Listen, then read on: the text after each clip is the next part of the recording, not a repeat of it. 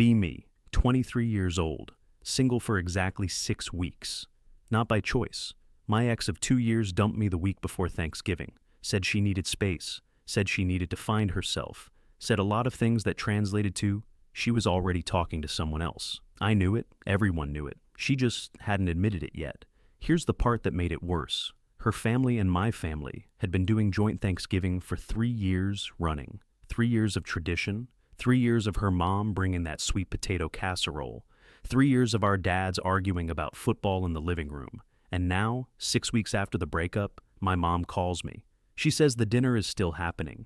Both families, same house, same table, same everything. Except now my ex is apparently bringing someone new, some guy she met at the gym. Of course it was the gym, of course. My mom, bless her heart, tells me this information in the most casual tone possible. Like she's reading me a grocery list. She ends the call with, "Just come alone if you need to, sweetheart, no pressure." No pressure, no pressure while my ex shows up with her new gym rat and I sit there looking like a sad footnote. Absolutely not. I am not doing that. I spend approximately 4 minutes feeling sorry for myself. Then I open my laptop. I have a plan. It's either genius or the worst idea I've ever had. Probably both. I find a site. One of those companionship booking platforms. Not anything illegal, just people who get paid to accompany you to events. Fake dates for weddings, parties, dinners. Perfectly normal, perfectly desperate. I scroll through profiles for an hour. I need someone who looks the part, not just attractive, convincing. Someone who can hold a conversation, handle a family dinner, and make my ex do a double take from across the table. I find her. Profile name is Vanessa. The photo alone made me close my laptop and stare at the ceiling for 30 seconds. She is exactly the kind of woman that makes people ask how. Not just why, but how. I book her. $250 for 4 hours. I write the most detailed briefing document of my entire life. I include my ex's name. I include the gym guy's approximate vibe. I include my family's names, my uncle's jokes, my grandmother's hearing situation. I am thorough. I am prepared. I am absolutely going to pull this off. We meet at a coffee shop 2 days before Thanksgiving to go over everything.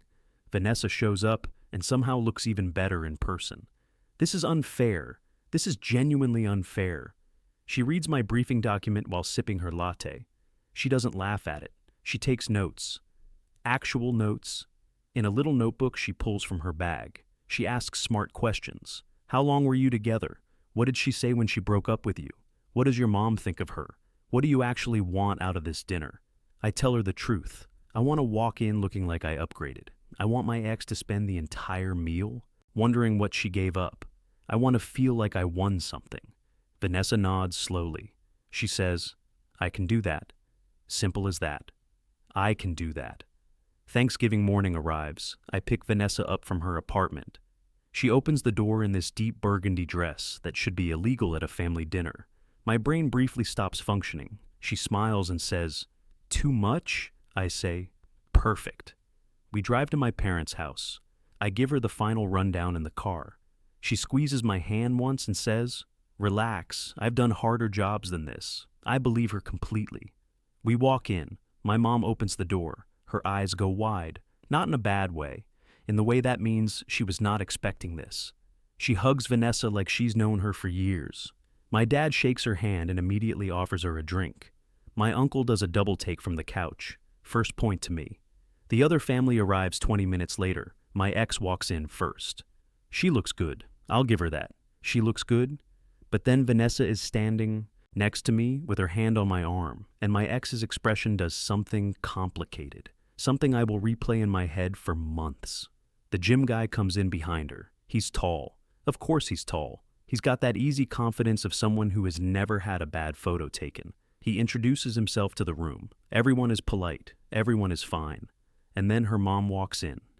Diane. I've known Diane for 3 years. She brings the sweet potato casserole. She has a laugh that fills a room. She is one of those moms who is somehow both warm and slightly terrifying. Diane walks in, sets the casserole on the counter, and turns to greet everyone. She gets to me. She smiles. She says, "So good to see you, honey." Then she looks at Vanessa.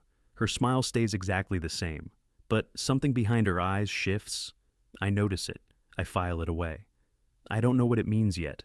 We sit down for dinner. The table is full, 12 people, passing dishes, multiple conversations happening at once. Vanessa is incredible. She laughs at my uncle's jokes at exactly the right moment. She asks my grandmother about her garden. She tells a story about a fake hiking trip we apparently took together in September, complete with details I never gave her. She is a professional. I am in awe. My ex keeps glancing over. The gym guy is talking to my dad about something. My ex is watching Vanessa. Second point to me. Then it happens. Diane is reaching for the cranberry sauce. She's making small talk with my mom. And then she just stops, mid-sentence. She looks at Vanessa, really looks at her. The kind of look that means something is clicking into place. Vanessa is in the middle of a sentence about the stuffing. Diane says, "I'm sorry, this is so strange, but have we met before?" Vanessa smiles politely. She says, "I don't think so. I have one of those faces." Diane shakes her head slowly. She says, "No, I'm very good with faces." The table gets a little quieter. Not completely, but enough. Diane tilts her head. She says, "You look so familiar. Where are you from originally?" Vanessa answers. Diane's expression does the thing again. That shift. She opens her mouth, closes it, opens it again. And then, in a voice that is somehow both casual and catastrophic, she says, "Wait, are you V_something on, that subscription site?" The table goes completely silent. Every single person at that table hears it. My mom, my dad, my uncle, my grandmother, who supposedly can't hear anything, looks up from her plate. My ex's jaw drops approximately 3 inches. The gym guy stops chewing. I feel the blood leave my face. Vanessa, to her absolute credit, does not flinch. She takes a single breath. She smiles. She says, "I think you might be thinking of someone else." Diane says, No, I don't think I am." She says it with complete certainty. The certainty of someone who has seen something enough times to be sure. The silence at the table is the loudest thing I have ever experienced. My ex slowly turns to look at me. Her expression is somewhere between shock and the beginning of a laugh she is desperately trying to suppress. The gym guy is looking at Vanessa with an expression that is definitely not appropriate for Thanksgiving dinner. My mom looks at me. Just at me. The look every mother perfects. The one that says we will be discussing this later, at a volume that will concern the neighbors. I clear my throat. I say, "Who wants more rolls?" Nobody wants more rolls. Diane, apparently deciding that she has already crossed the line and might as well keep walking, says, "I subscribed back in March, I remember, because it was right after my book club." My ex makes a sound. I cannot describe the sound. It is somewhere between a gasp and a laugh and the beginning of a breakdown. The gym guy says, "Wait, seriously?" Diane looks mildly embarrassed now, but only mildly. She says, "I'm just saying, I recognize her. I'm not judging anyone." Vanessa sets down her fork, very calmly. She looks at me. She looks at the table. She says, "Okay, I think we can all just enjoy the food."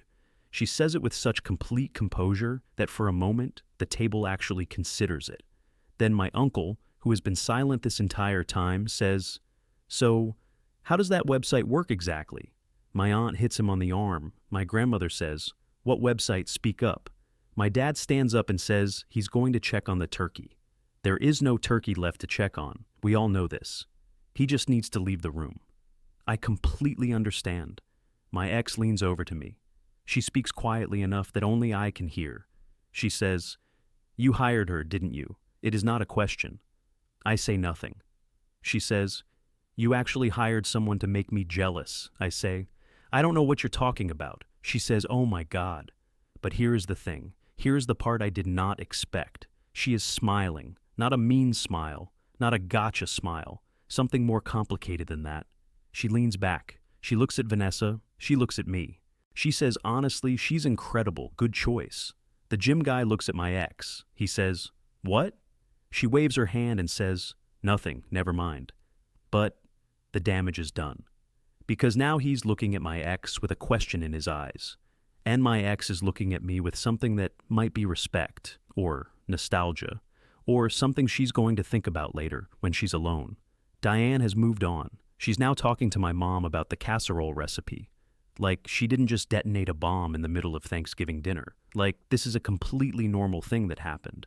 My mom, to her credit, is engaging with the casserole conversation, but she keeps glancing at me, every 30 seconds, like a lighthouse.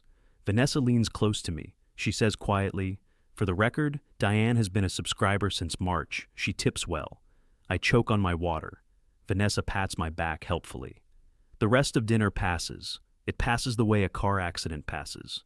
Everyone is technically fine, but nobody is going to forget it. After dessert, I drive Vanessa home. We sit in the car outside her building for a minute. She says, "That went sideways." I say, "That is an understatement." She says, "Did you get what you wanted?" I think about it. I think about my ex's face when she saw Vanessa. I think about the complicated smile she gave me at the table. I think about the gym guy's expression when he realized something shifted. I say, "Kind of." Vanessa nods. She says, "For what it's worth, your family is lovely." She says it like she means it. I pay her, tip generously, and she goes inside. I drive home.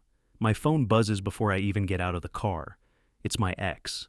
The message says, "That was the most unhinged thing you've ever done." Then, 3 seconds later, another message. It says, "I kinda missed you tonight." I stare at my phone for a long time. I don't respond. Not yet. Because here's the thing nobody tells you about revenge. Sometimes it works exactly the way you planned, and sometimes it works in a completely different way. And sometimes Diane from the book club blows the whole thing up, and somehow you still come out ahead. I put my phone in my pocket, I go inside, I make myself a plate of leftover stuffing, and I feel for the first time in 6 weeks like I actually won something, even if I'm still not entirely sure what.